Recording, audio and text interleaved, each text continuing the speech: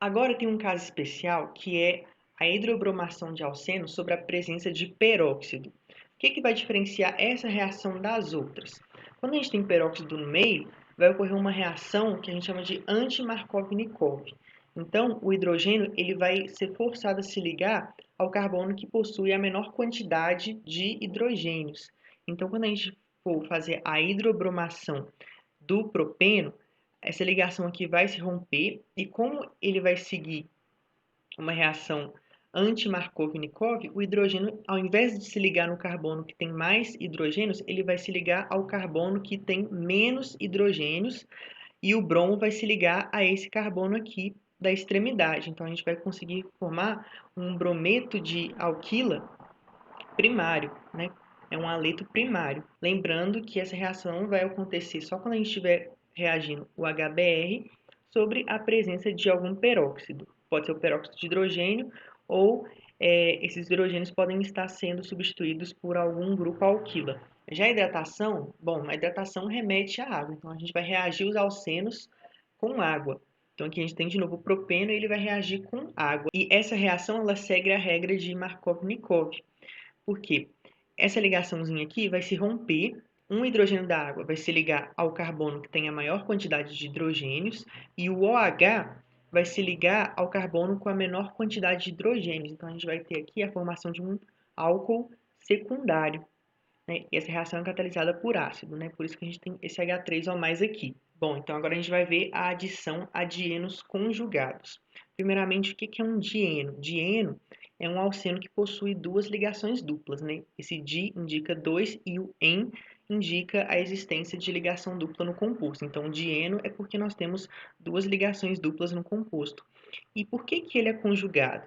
Ele é conjugado porque essas ligações duplas elas estão separadas apenas por uma ligação simples. Então, aqui a gente tem esse sistema aqui, formado por uma ligação dupla, simples, dupla. Então, a gente fala que esse dieno é conjugado. Então, seriam duplas alternadas. Assim como existe no benzeno, né? As duplas estão alternadas por ligações simples.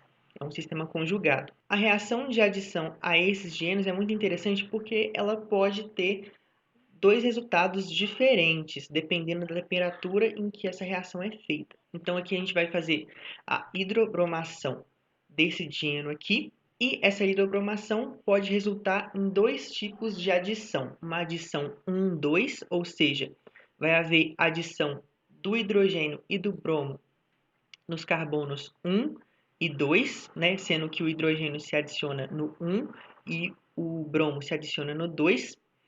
Ou então pode haver uma adição 1,4, no qual o hidrogênio vai se adicionar no carbono 1 e o bromo vai se adicionar no carbono 4, enquanto se forma uma dupla bem aqui no meio do composto, né, conforme está descrito aqui pela equação. Então é o seguinte, quando essa reação é feita a temperatura muito baixa, como menos 80 graus Celsius, a gente vai ter o favorecimento da adição 1,2, né? Ela segue certinho a regra de Markovnikov. No caso, os dois compostos vão ser formados, entretanto, esse composto aqui, da adição 1,4, vai ser formado de forma minoritária. Agora, se essa reação for feita a 40 graus Celsius, o composto minoritário vai ser o da adição 1,2, enquanto o composto majoritário vai ser esse aqui, da adição 1,4, né? Um hidrogênio se adiciona ao carbono 1 e o bromo se adiciona ao carbono 4, o que foge um pouquinho da regra de Markovnikov, né?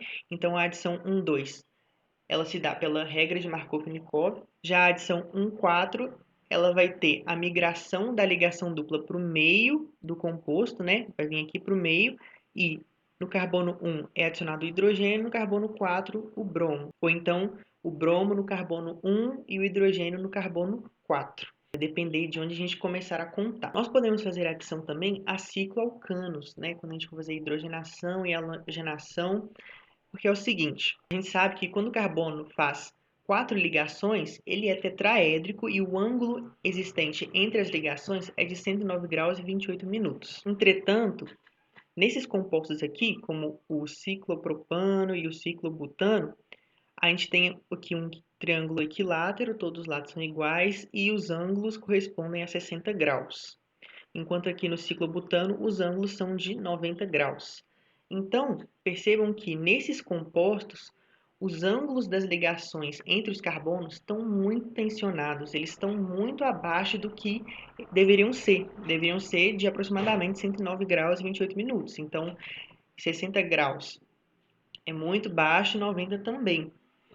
Então, o que existe nesses compostos é uma tensão angular muito grande, fazendo com que eles sejam mais instáveis. Então, quando ambos são reagidos com H2 ou então com algum halogênio, eles tendem a abrir esse anel.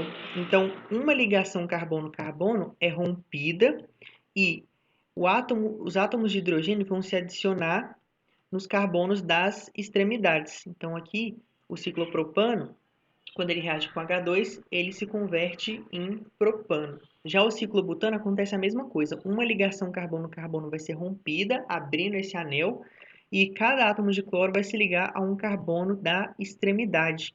Então, a gente aqui vai ter a formação de 1,4 de cloro-butano. Então, essas foram as reações de adição. Na próxima aula, a gente vê as reações de eliminação.